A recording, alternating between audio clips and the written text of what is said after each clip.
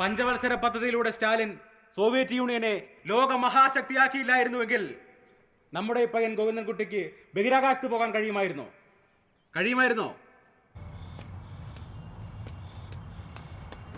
നിങ്ങൾ ഇതേ ആവേശത്തോടെ തന്നെ നിൽക്കണം. തിയേറ്റർ മാനേജ്മെൻറ്റ് എന്തായാലും കേസൊന്നും ഫയൽ ചെയ്യാൻ പോകുന്നില്ല. അതിൻ്റെ നഷ്ടം അവർക്ക് തന്നെ. പിന്നെ നാളെ ആ ഏജൻസിയുടെ സോണൽ മാനേജരും ഒരു റെപ്രസെൻറ്റേറ്റീവോട് വരും. നിങ്ങൾ സമാധാനമായിട്ട് അവരോട് നിങ്ങളുടെ നിലപാട് പറയണം. എടാ മോനെ, നീ ഇവിടെ പുതിയതായതുകൊണ്ടേ നിനക്ക് അറിയാൻ പാടില്ലാത്ത ഒരുപാട് കാര്യങ്ങളുണ്ട്. അർച്ചന बाहर नहीं है साला, स्कूल है स्कूल. पुलिस पेट्रोलिंग को आपको आता है, लेकिन हम लोग सब ऊड़ वड़ी അറിയാം.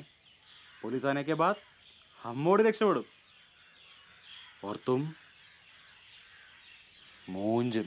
ആ വീഡിയോ കണ്ടമാരെ കൊല്ലാൻ പോലും മടിക്കാത്തവന്മാരാ അമ്മാരാ കുറുവ സംഘം. അവനൊക്കെ എന്നാക്കെ വേഷം കെട്ടി ഇവിടെ കറങ്ങി നടക്കുന്ന ആർക്കറിയാം? സൂക്ഷിച്ച അവനവനെ നല്ലത്. അതൊന്നുമില്ലടാ, നമ്മളാ ബൈക്കിൻ്റെ കാര്യങ്ങൾ ഉദ്ദേശിച്ച് പറഞ്ഞായിരിക്കും. നിനക്ക് തന്ന് 3 മാസം തികയതിന് മുമ്പ് ഇത് വിറ്റില്ലേ? സാർ, ഇവൻ നമ്മുടെ നിയമങ്ങളൊന്നും അനുസരിക്കാറില്ല.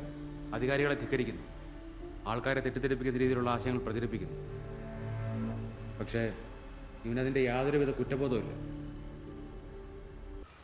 ചീരുമകൻ പുസ്തകം കളഞ്ഞ് കൂരെ കയറിയ കാര്യം കുടിക്കാരെ ചൊല്ലി അറിഞ്ഞ്. അപ്പോൾ നിനക്കും ദൂരം. മെമ്പർ വിളിച്ചായിരുന്നു. അവർ 10-20 പേര് ഇരുന്നിട്ട് ഒരു തെരച്ചിൽ നടത്താൻ പ്ലാൻ. ഞാനങ്ങോട്ട് പോവാ. അതിന് നീ ഒറ്റയ്ക്ക് പോകണോ? ആണുങ്ങളാരും ഇല്ല. അതങ്ങനെ ഇവിടെയുള്ളമാരെല്ലാം വലിയ വീടും പണിഞ്ഞിട്ടും പെമ്പറനോത്തിമാരോട് അങ്ങ് UK യിലും ജർമ്മനിയിലും കല്ലിയോ ഗതികേര് കൊണ്ട മെമ്പർ വിളിച്ചേ. ഞാൻ പോയിച്ച് വരാം. എന്നാൽ ഒരു കപ്പ് കാപ്പിയായാലും കുടിച്ചിട്ട് പോടാ. കാപ്പിയൊന്നും വേണ്ടെന്നേ. എടാ, നമ്മൾ അന്ന് കണ്ട സിനിമ നിനക്ക് വീണ്ടും കാണണമെന്നുണ്ടോ?